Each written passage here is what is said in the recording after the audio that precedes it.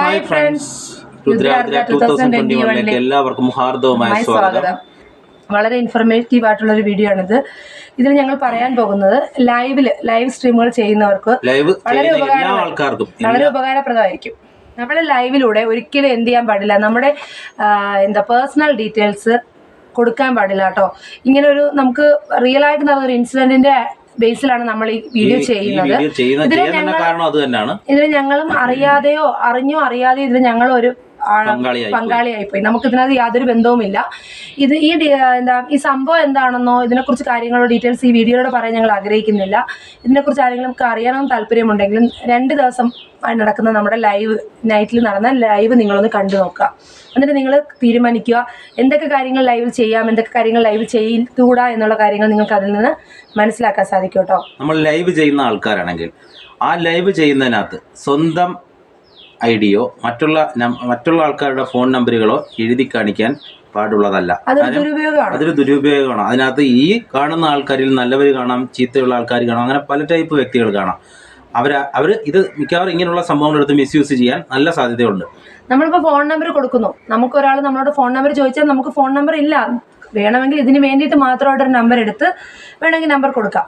അത് ഇങ്ങനെ എന്താ പറയുക, ഓപ്പൺ ആയിട്ട് നമ്മൾ ലൈവിൽ കൊടുക്കാൻ പാടില്ല. നമ്മുടെ ഫോൺ നമ്പേഴ്സ്, നമ്മുടെ ഒരുപാട് ഡീറ്റെയിൽസ് അടങ്ങിയതാണ് നമ്മുടെ ഫോൺ നമ്പർ ഇപ്പോഴത്തെ കാര്യമനുസരിച്ച്.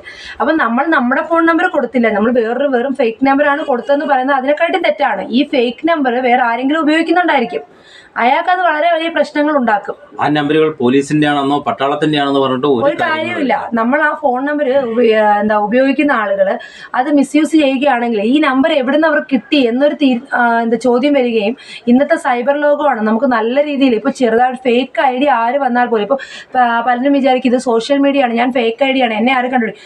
ഏതായാലും ഇപ്പോൾ അതിനൊക്കെയുള്ള ഒരുപാട് മാർഗങ്ങളുണ്ട്. അപ്പൊ അതുകൊണ്ട് തന്നെ ഞാൻ ഒരു നമ്പർ കൊടുത്തു, അത് എന്റെ നമ്പറല്ല, ഞാൻ വേറൊരാളുടെ നമ്പറാണ് കൊടുത്തതെന്ന് പറയുന്നത് ന്യായീകരണമല്ല. നമ്മൾ സ്വന്തമായി ചെയ്യുന്ന ലൈവിൽ നമ്മളുടെ തന്നെ അപരം വരുന്ന കാലമാണ്. അങ്ങനെയുള്ള ഈ കാലത്ത് ഇങ്ങനെയുള്ള വിഡ്ഢിത്തരങ്ങളും മണ്ടത്തരങ്ങളും ഒന്നും ചെയ്യാതിരിക്കുക. ഇതൊരു റിയൽ ഇൻസിഡന്റ് ആണ്.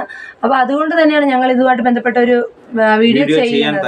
ഇത് ശരിയാണോ, ഇത് ചെയ്യാൻ പാടുണ്ടോ എന്ന് പോലും നമുക്കറിയില്ല. നമ്മളിത് ചെയ്തത് നമ്മളെ പോലുള്ള കുഞ്ഞു ചാനലുകാർ വീണ്ടും ഈ അബദ്ധം ചെയ്യാതിരിക്കാൻ വേണ്ടിയിട്ടാണ് കേട്ടോ. ഞങ്ങൾക്ക് ഇതിൽ നിന്ന് ഒരുപാട് മാനസിക സംഘർഷങ്ങൾ നേരിട്ടവരാണ് ഞങ്ങൾ. ഒരു ബന്ധവും ഇല്ലാഞ്ഞിട്ട് പോലും പലയിടത്തും ഞങ്ങളുടെ പേരും ഞങ്ങളുടെ ചാനലിന്റെ പേരും പരാമർശിക്കുകയുണ്ടായി. അതുകൊണ്ടാണ് ഞങ്ങൾ ഈ വീഡിയോ ചെയ്യുന്നത്.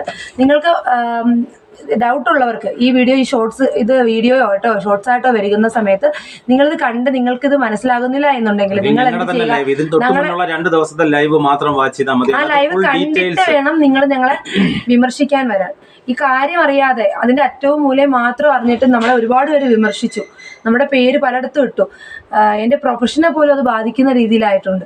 അപ്പോൾ അതുകൊണ്ട് തന്നെ ആ ഒരു വിഷമം നിങ്ങളോട് പങ്കുവയ്ക്കാനും ഇങ്ങനൊരു അബദ്ധം ആരും ചെയ്യാതിരിക്കാനും വേണ്ടിയിട്ടാണ് നമ്മൾ പറയുന്നത്. ഒരു കാരണവശാലും എത്ര അടുത്ത സുഹൃത്തുക്കളാണെന്ന് വെച്ചാലും ലൈവിലൂടെ എന്ത് ചെയ്യാൻ പാടില്ല, നമ്മുടെ പേഴ്സണൽ ഡീറ്റെയിൽസ് കൈമാറാൻ പാടില്ല.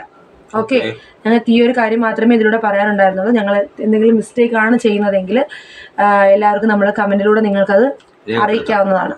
ഓക്കെ, എല്ലാവർക്കും താങ്ക് യു.